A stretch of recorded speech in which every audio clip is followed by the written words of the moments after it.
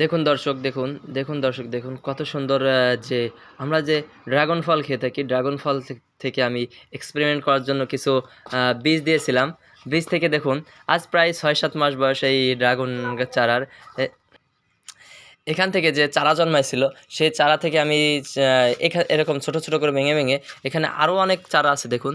এই চারাগুলো আমি সুন্দরভাবে আলাদা, আলাদা যে পাত্র আছে অর্থাৎ যে টব আছে, আমি পলিথিনের ব্যাগ ব্যবহার করেছিলাম। এখানে রোপণ করে দিয়েছিলাম। দেখুন কত মোটা হয়ে গিয়েছে এবং কত সুন্দর দেখা যাচ্ছে। এই চারাগুলো আমি আশা আছে আমার যে এই চারাগুলো বড় হয়ে গেলে অবশ্যই এখান থেকে আমি ফল খেতে পারবো। যদি আল্লাহ বরাতে রাখেন, অবশ্যই এখান থেকে সুন্দর, সুন্দর ড্রাগন হবে।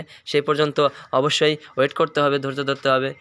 আর এই যে ড্রাগনের চারা, এই ড্রাগনের চারা অবশ্যই অরিজিনাল জাতের ড্রাগন চারা হবে। অর্থাৎ আমি ফল খেয়ে নিজের হাতে যে চারা রোপণ করেছি, অর্থাৎ বীজ রোপণ করেছিলাম, সেইখান থেকে এই চারা উৎপাদন হয়েছে।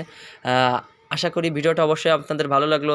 হয়তো আপনারা ফার্স্ট টাইম কেউ এই ধরনের ভিডিও দেখে থাকলেন যে ড্রাগনের ফল থেকে যে বীজ হয়, বীজ থেকে চারা উৎপাদন। অনেকে যে বড়, বড় চারা দেখেছেন সেগুলা ড্রাগনের যে বড়, বড় ডাল আছে, ডাল থেকে হয়ে থাকে। যেমন এখানে একটা আছে দেখুন। এই যে আমি এই যে একটা এখানে ড্রাগনের ডাল থেকে দিয়েছিলাম। সেখান থেকে অনেকটা আলাদা এই চারা। ধন্যবাদ সবাইকে। ভিডিওটা যদি ভালো লাগে থাকে অবশ্যই লাইক, কমেন্ট এবং শেয়ার করবেন এবং চ্যানেলটিকে সাবস্ক্রাইব করে পাশে থাকবেন। নতুন, নতুন এই ধরনের ভিডিও পেতে অবশ্যই আমার চ্যানেলটিকে ফলো করে রাখবেন। ফেসবুক পেজ থেকে দেখলে অবশ্যই ফলো করে রাখবেন। ধন্যবাদ সবাইকে। আসসালামু আলাইকুম রহমতুল্লাহ।